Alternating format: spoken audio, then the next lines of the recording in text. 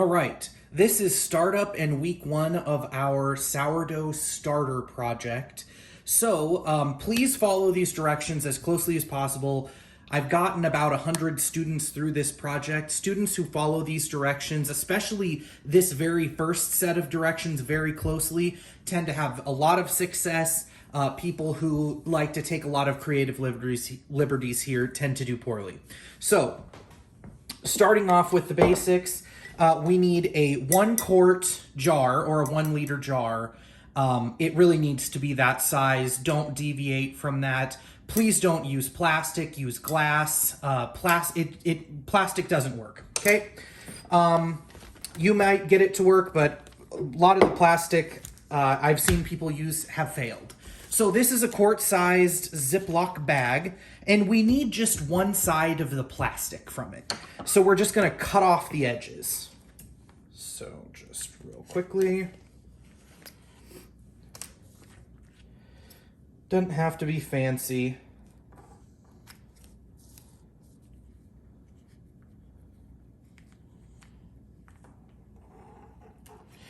Okay, and for our last cut, what we're really looking for, if we can get it, is a square that's going to be a little bigger than the opening of our jar. So we'll cut it about right there. Perfect. Okay, then we'll take the rest of this and get rid of it as scrap. Okay, and then here we've got our piece of paper towel. We're going to fold it so it is also square. All right, and for our original piece of plastic, we want to hold it over our jar, and then we want to poke a small hole directly in the middle. What this is going to allow is it's going to allow your starter to breathe, but the rest of this plastic is going to keep the humidity in. So that is important because if the top of your starter gets dry, it becomes a breeding ground for mold. So we've got our lid ready, okay? Well, I'll show you how that goes together here in a second. So I'm just gonna set that over here. But let's get our ingredients. The next thing we're gonna need is active dry yeast. You can see here's a couple different brands. There's lots of different brands, but what you're looking for is active dry yeast. Not for bread machines, not quick rising, not fast rising, not instant. You want just active dry yeast. This is the plain old school yeast. This will work the best for us. You can use the other kinds in a pinch if you absolutely can't find this, but this is the best, and this is usually the cheapest as well. You will only need a tiny bit of one packet, so don't go buy like a whole massive jar or nothing. All right. Okay, we're just gonna cut that open. We only need a 1/4 teaspoon. So here I've got my measuring spoons.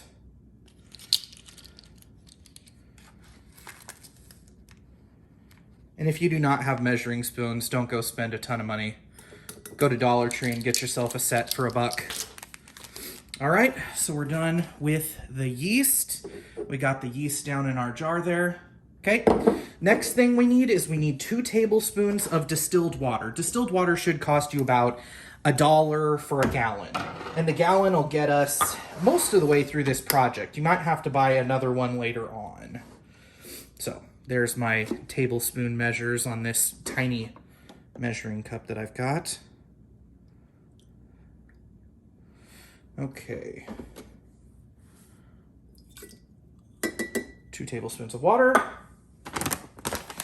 And then the other thing we need is we need a specific type of flour. So we need unbleached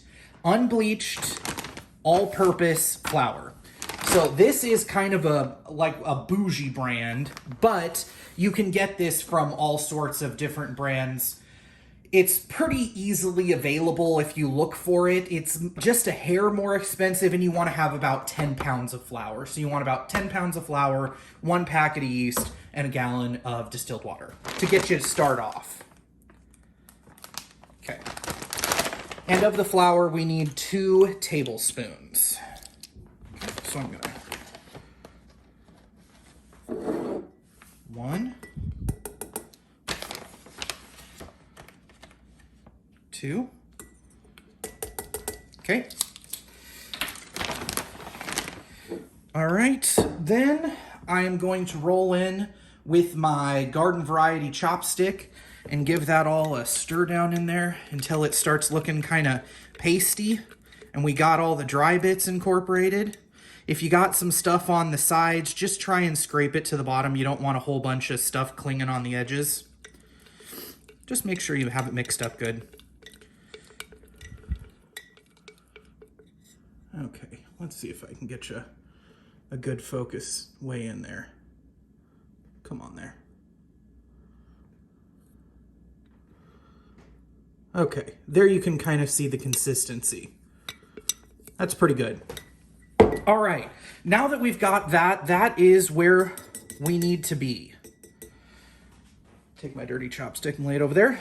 All right, now it's time to roll in with the lid.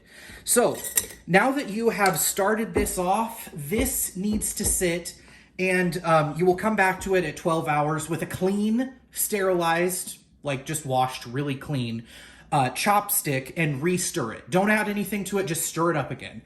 And then once 24 hours, since right now has passed, we're gonna roll in with another feeding. This is the only time we're adding the yeast. We don't touch the yeast ever again. But when we come back in 24 hours from now, we're gonna add another 2 tablespoons of flour and 2 tablespoons of water, stir it up. So we stir every 12 hours, we feed every 24. All right, now we get our plastic positioned so that our hole is right over the middle. We put our paper towel over that, and the paper towel is there to keep out dust and insects. There are little tiny gnats that find sourdough starter, especially that come out in the spring and the summer. They find sourdough starter absolutely delectable, and you will find dead gnats laying in your starter if you do not use the paper towel. So please follow these directions exactly on this. Now, if you... Come on, mason jar. Play along. Okay, here we go. We got it.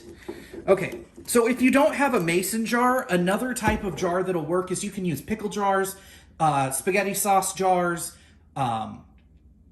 a salsa jar, as long as it's about 1 quart in size.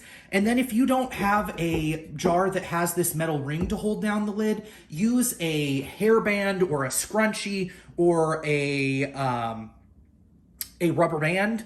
All will hold it on top of a jar really well. So with that, that is our week number 1 directions. I will see you for week number 2.